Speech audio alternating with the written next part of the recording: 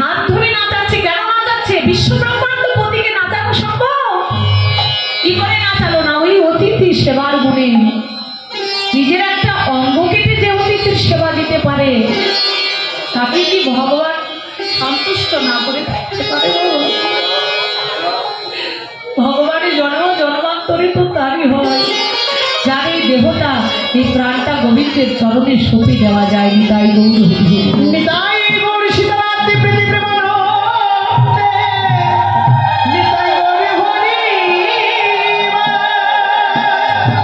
আজকে মা কি করেছে? গোপালকে বেঁধে রেখেছে। গোপাল, তোকে আমি কিছুতেই গড়ে যেতে দেবো না। ওইদিকে গগনে ওদিকে বেলা হলো, রাখালরা চিন্তা করছে এখনো কানা এলো না। এবার সকল রাখাল মিলে নন্দালয়ে গিয়ে ডাকছে,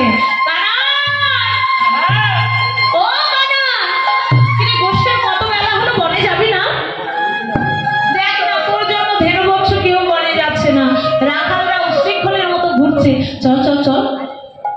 কানাই কথা বলছে না।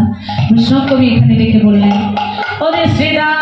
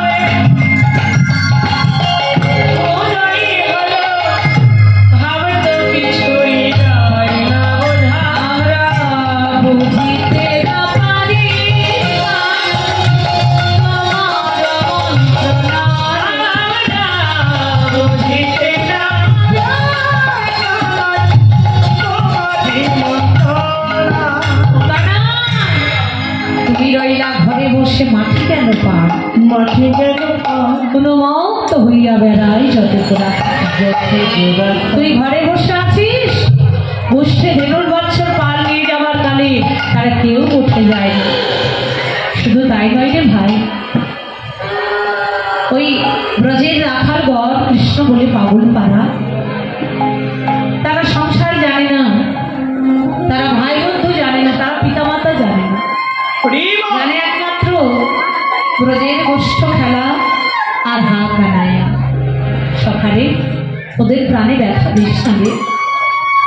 শুধু ওরা কেন রে, এই ব্রজের অবলা ভীনবৎসগণ তারা তো বনের পশু, কথা বলতে জানে না। যতবার মনের দিকে নিয়ে যাচ্ছি ততবার বদন বাড়ি চেয়ে চেয়ে দেখছে কানাই এসেছে। যখন দেখছে কানাই নেই বারবার তারা ফিরে ফিরে চলে আসছে। সকালে ওরা পশু হয়েও তোকে কত ভালোবাসে। কানাই বলছে সেদা কাকে তোরা পশু বলছিস? পশু বলার যদি স্বাদ হয় তোরা কেন জানিস? ওরা তো মনের পশু নয়। পশু হলো তারা যাদের বদন থাকতে হরি গুণগান গায় না, হাত থাকতে যারা গোবিন্দ সেবা দেয়, নয়নে থাকতে যারা কৃষ্ণ বলে কাঁদে না, তারা হলো মনের পশু। সকালে ওরা তো মনের পশু নয় ভাই। ওরা যদি চোখে জলে মুখের লাই হা কৃষ্ণ প্রাণী গোবিন্দ বলে ডাকে আর বলে হে গোবিন্দ, এই জন্মে বৃন্দাবনে জন্ম নিয়ে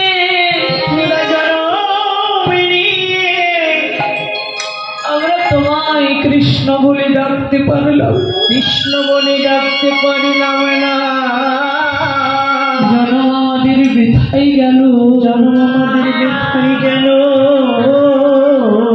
তোমার চরণে আগে হতে জানাই রাখি, জানাই রাখি আমাদের আবার যদি কখনো মানব কুলে তুমি জন্ম দাও, মানব কুলে তুমি জন্ম দাও, একজনে কৃষ্ণ বলা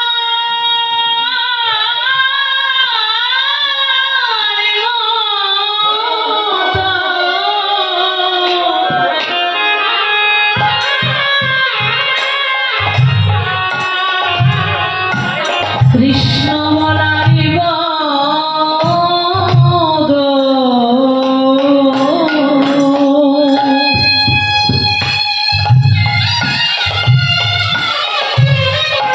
আমাদের বদ দিও। কৃষ্ণ